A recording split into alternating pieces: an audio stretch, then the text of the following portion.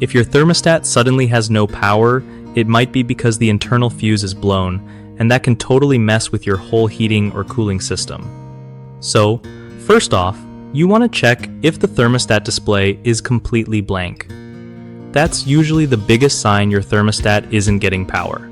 If you're comfy with it, pop off the thermostat cover and look for a tiny fuse inside. Sometimes it looks like a little glass tube with metal ends. If that fuse looks blackened or broken, it's probably blown and needs to be swapped out. Always make sure you turn off the power to your HVAC system before touching anything to avoid any shocks.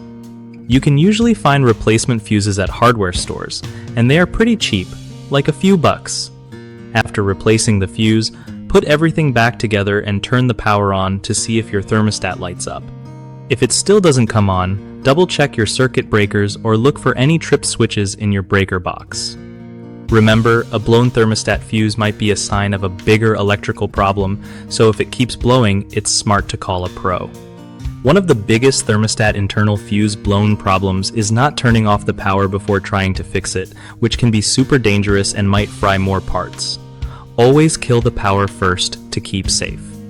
Another common mistake is grabbing the wrong fuse replacement. Thermostats need specific types, so check your manual or take the old one to the store.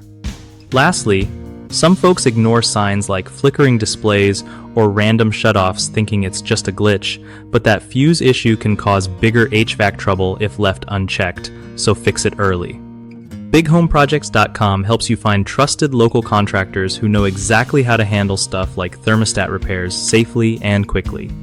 Plus, if you're a contractor, it's a solid way to get connected with homeowners who need help with their home projects.